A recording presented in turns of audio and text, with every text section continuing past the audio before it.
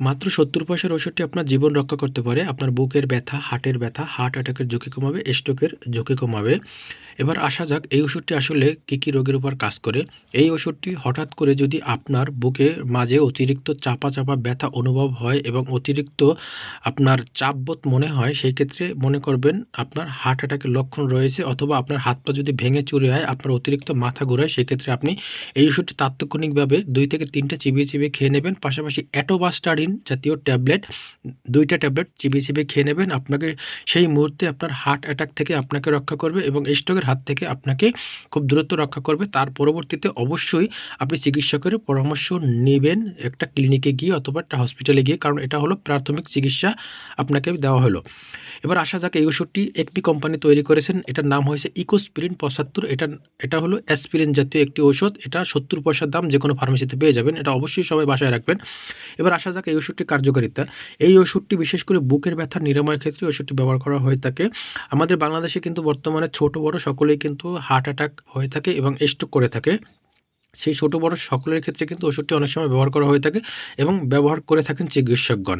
Heart attack এবং স্ট্রোকের হাত থেকে আপনাকে খুব দ্রুত গতিতে এটা রক্ষা করতে সাহায্য করে। এবার আসা যাক আরও কিছু কাজে রয়েছে ওষুধটি, যেমন আপনার মাথা ব্যথার ক্ষেত্রে ওষুধ ব্যবহার করা হয়ে থাকে, জ্বরের ক্ষেত্রে ওষুধটি ব্যবহার করা হয়ে থাকে, মায়োকার্ডিয়াল ইনফেকশনের ক্ষেত্রে ব্যবহার করা হয়ে থাকে, স্ট্রোকের পরবর্তীতে ওষুধটি ব্যবহার করা হয়ে থাকে, কিংবা স্ট্রোক করেছে সেই ক্ষেত্রে ওষুধটি ব্যবহার করা হয়ে থাকে, এবং বাইপাস সার্জারির ক্ষেত্রে ওষুধটি দেওয়া হয়ে থাকে। অ্যাসপিরিন গর্ভকালীন অবস্থায় কিন্তু অনেক সময় দেওয়া হয়ে থাকে। অনেক সময় রক্তের ভিতরে জমাট বেঁধে যায়, রক্ত জমাট বাঁধার ফলে রক্ত সার্কুলেট হয় না অনেক সময়, যার কারণে হার্ট অ্যাটাক এর ঝুঁকি বেড়ে যায়। রক্তকে পাতলা করতে ও রক্তের সার্কুলেট বাড়াবার জন্য ওষুধটি ব্যবহার করা হয়ে থাকে। বিস্তারিত যদি আমি আরেকটু বলতে যাই, যেমন আপনার স্ট্রোকের সম্ভাবনা আছে বা স্ট্রোক ১-২ বার হয়েছে, সেই ক্ষেত্রে ওষুধটি ব্যবহার করা হয়ে থাকে। স্ট্রোক বা বুকের ভিতরে ব্যথা, চাপা ব্যথার ক্ষেত্রে ওষুধটি দেওয়া হয়ে থাকে। অনুভূতি বা অ্যানজিনার সমস্যা রয়েছে, তাদের ক্ষেত্রে ওষুধটি ব্যবহার করা হয়ে থাকে। বুকের ব্যথা বা হার্ট অ্যাটাকের ঝুঁকি রয়েছে, হার্টের সমস্যা আছে, তাদের ক্ষেত্রে ওষুধটি ব্যবহার করা হয়ে থাকে। অনেক সময় গর্ভকালীন সময়ে মানে আপনার আল্ট্রাসাউন্ড করার পরে যদি দেখা হয় যে আপনার বাচ্চা পেটে যে বাচ্চা রয়েছে, সেই বাচ্চার যদি হার্টবিট অনেকটা কম থাকে, সেই হার্টবিট বৃদ্ধি করার ক্ষেত্রে ওষুধটি বিশেষ করে চিকিৎসকগণ দিয়ে থাকেন, গাইনি বিশেষজ্ঞ ডাক্তাররা এটা দিয়ে থাকেন রোজ একটি করে খেতে। কারণ আপনার বাচ্চা যদি হার্টবিট কম থাকে, সেই হার্টবিট বৃদ্ধি করার জন্য ওষুধটি বিশেষ করে গাইনি ডাক্তাররাও অনেক সময় দিয়ে থাকেন। তবে গর্ভকালীন সময় শেষের ৩ মাস ওষুধটি খাওয়া যাবে না।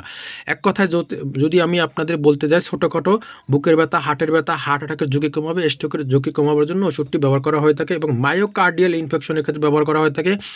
বাইপাস সার্জারি করার পরবর্তীতে ওষুধটি ব্যবহার করা হয়ে থাকে, এবং আপনার স্ট্রোকের পরবর্তীতে কিংবা স্ট্রোকের আগে ওষুধটি ব্যবহার করা হয়ে থাকে।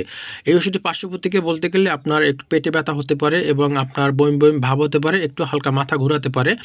এটা খাবার নিয়ম রোজ একটি, অথবা দুপুরে অথবা রাত্রে যে কোনো সময় একটি রোজ যদি আপনি খেতে পারেন, তাহলে আপনার এই সমস্যা থেকে আপনি মুক্তি পেতে পারেন। তবে যে কোনো ওষুধ খাবার আগে অবশ্যই একজন চিকিৎসকের পরামর্শ নিয়ে তারপরে ওষুধটি সেবন করবেন।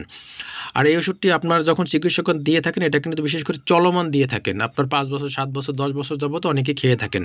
ভিডিওটি আপনাদের কাছে একটু হলেও ভালো লাগলে অবশ্যই একটা শেয়ার করে দেবেন। পরবর্তী আরেকটা ভিডিও বানাতে উৎসাহিত করবেন। ধন্যবাদ সবাইকে।